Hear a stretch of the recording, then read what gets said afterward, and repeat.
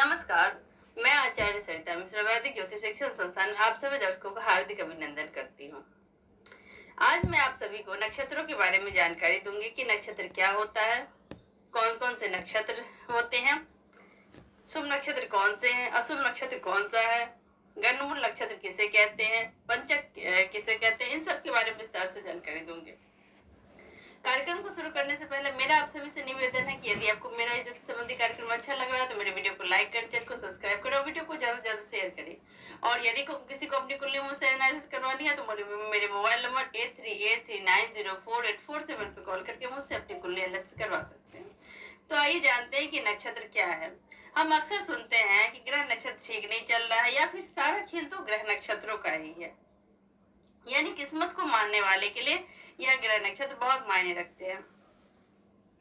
वैदिक ज्योतिष शास्त्र तो पूरी तरह से ग्रह नक्षत्रों पर ही आधारित है। आखिर ये ग्रह नक्षत्र क्या है, क्या और कैसे इनसे हमारी किस्मत का कनेक्शन जुड़ा हुआ है। 9 ग्रह ज्योतिष शास्त्र, पूरी ज्योतिष शास्त्र 9 ग्रह, 12 भाव, 12 राशियां, 27 नक्षत्र, इन्हीं पे टिका हुआ है।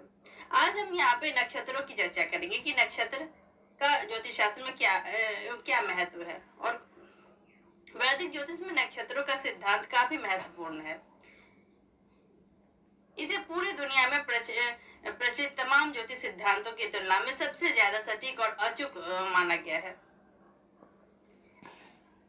दरअसल जब हम अंतरिक्ष विज्ञान या अंतरिक्ष शास्त्र की बात करते हैं तो चंद्रमा या तमाम ग्रहों की गति या चाल से बनने वाले समीकरणों की बात होती है। अंतरिक्ष में चंद्रमा की गति और पृथ्वी के चारों ओर घूमने की या परिक्रमा करने की प्रक्रिया अनवरत चलती रहती है। चंद्रमा पृथ्वी की पूरी परिक्रमा 27 दिन में पूरी करता है और 360 डिग्री की इस परिक्रमा के दौरान सितारों के 27 समूहों के बीच से गुजरता है। चंद्रमा और सितारों के बीच इसी तालमेल और संयोग को नक्षत्र कहा गया है। जिन 27 सितारों के समूह के बीच से चंद्रमा गुजरता है वही अलग अलग 27 नक्षत्र के नाम से जाने जाते हैं। यानी हमारा पूरा तारामंडल इन 27 समूहों में बटा हुआ है और चंद्रमा हर एक राशि चक्र 27 नक्षत्रों में विभाजित है। किसी भी व्यक्ति के जन्म के समय चंद्रमा जिस नक्षत्र में होगा या सितारों के जिस समूह से होकर गुजर रहा होगा वही उसका जन्म नक्षत्र माना जाता है और यही से आपकी किस्मत की चाबी जुड़ी हुई है। वही जानते हैं कि 27 नक्षत्र के कौन कौन से हैं।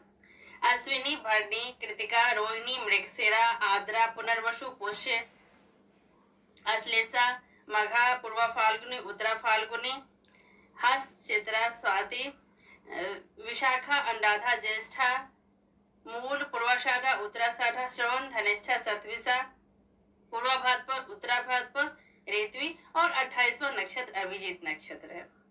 इन 27 नक्षत्रों को भी 3 हिस्सों में बांटा गया है, शुभ नक्षत्र, मध्यम नक्षत्र और अशुभ नक्षत्र। आइए जानते हैं कि शुभ नक्षत्र कौन कौन से हैं। शुभ नक्षत्र वे होते हैं जिनमें किए गए सभी कार्य सिद्ध और सफल माने जाते हैं। इसमें से 15 नक्षत्रों को शुभ माना गया है।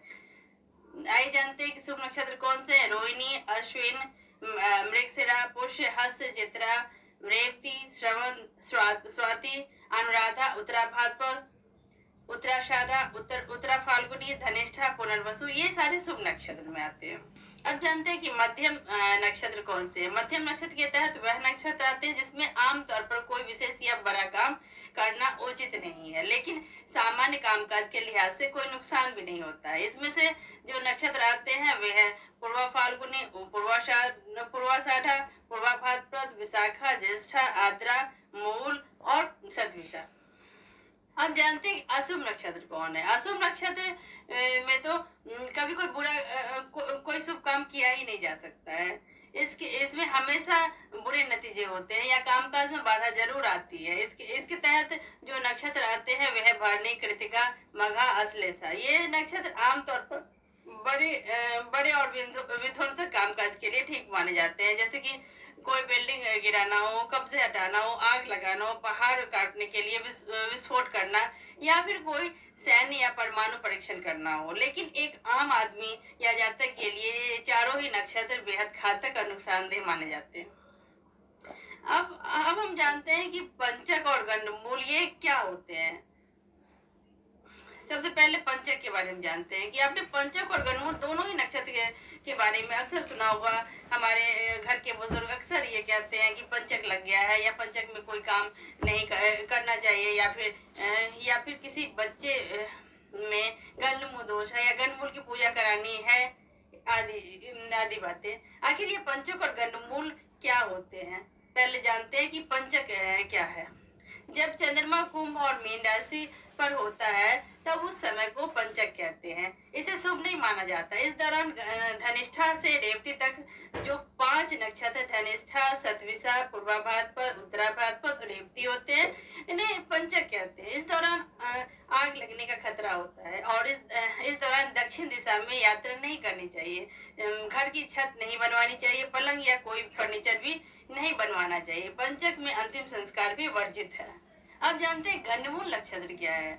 इसी तरह से गंडमूल या मूल नक्षत्र कोई भी बेहद अशुभ नक्षत्र माना जाता है। दरअसल नक्षत्रों के अलग अलग स्वभाव होते हैं और मूल नक्षत्र के तहत आने वाले अश्विन, अश्लेषा, मघा, मूल और रेवती नक्षत्रों को उग्र श्रेणी में माना जाता है। इन्हें ही मूल, गंडास या सतैसा भी कहा जाता है। जो लोग इसमें पैदा होते हैं उनका जीवन बेहद उथल पुथल और तनावों से भरा होता है। इसीलिए बच्चे के जन्म के 27 दिन के बाद इसकी पूजा करवाई जाती है और इसके बुरे प्रभाव को खत्म किया जाता है। वैदिक ज्योतिष में जब भी हम नक्षत्रों की बात करते हैं, हमें इन पहलुओं को जानना बहुत जरूरी है। साथ ही आपके व्यक्तित्व और स्वभाव का आईना होते हैं ये नक्षत्र। आप माने या ना माने, लेकिन जिस नक्षत्र में आपका जन्म हुआ है उसका असर कहीं ना कहीं आपके व्यवहार, आपकी जीवन शैली और व्यक्तित्व पर जरूर पड़ता है। तो इसी के साथ आज मुझे दीजिए इजाजत। अगली वीडियो में ज्योतिष के एक नए विषय को लेकर मैं आपके समक्ष फिर से उपस्थित हो जाऊंगी। तब तक के लिए